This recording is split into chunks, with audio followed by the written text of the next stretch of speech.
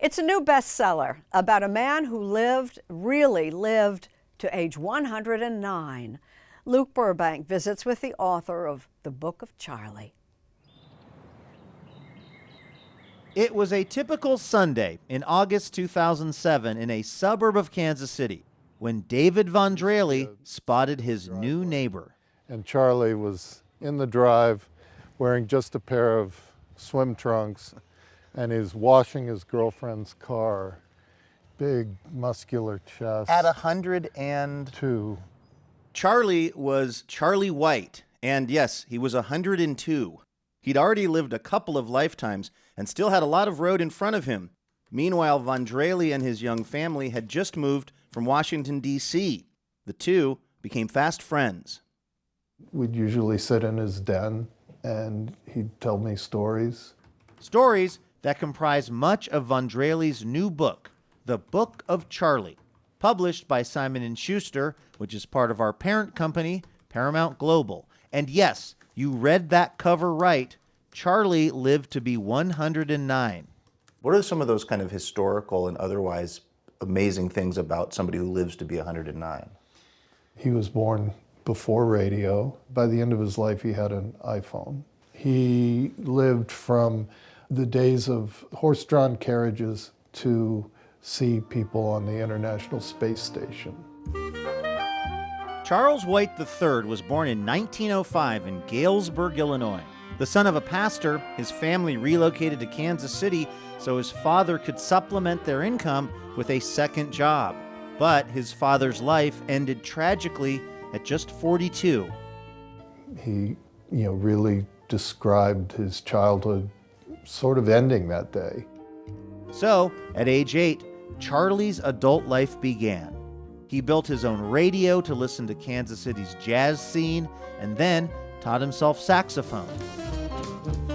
Eventually, he became a doctor, paying his way through college playing that sax.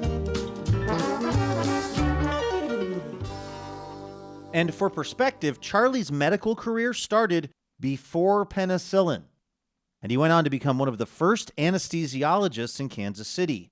He didn't hang up his stethoscope until his 90s, a testament to his amazing ability to change with the times. I think of him as a great Stoic. Classical philosophers who emphasize the difference between the things we have control over in our lives and everything else that's outside of our control. He was just so incredibly wise, and he had a calming effect. I can maybe remember one time he was mad at me. I mean, he just was a very calm person. Lori White is one of Charlie's daughters, born when he was already 52 years old. He had a full head of white hair, and I remember everybody thought he was my grandfather. Despite being an older dad, Lori says Charlie was as vigorous as could be and would remain so for an astonishing number of years.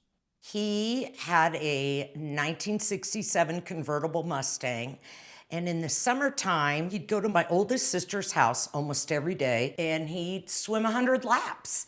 About how old is he in this story? Oh my goodness. He did it through his 90s and up until he was probably 104. And that beloved 67 Mustang? Lori's still got it. Do you feel a connection to your dad when you're driving this car? I do. Yes, and I've had interesting things happen, like saxophone music will come on the radio, just come on the radio. Really? And, I'm like, oh, Dad, I think Dr. Charlie added a whole lot to Mom's last while here. Yeah. Chris Cooper may not have gotten the chance to ride in Charlie's Mustang, but he did get to see the effect Charlie had on his beloved mother, Mary Ann Walton Cooper. One of the aspects of the great relationship between Charlie and my mother was the laughter. At that late age, they were just enjoying life. If Cooper looks familiar, yes, he's that Chris Cooper, the Oscar-winning actor who grew up in Kansas City. His mother had been married with a family of her own before being widowed, much like Charlie. The two found a special love late in life.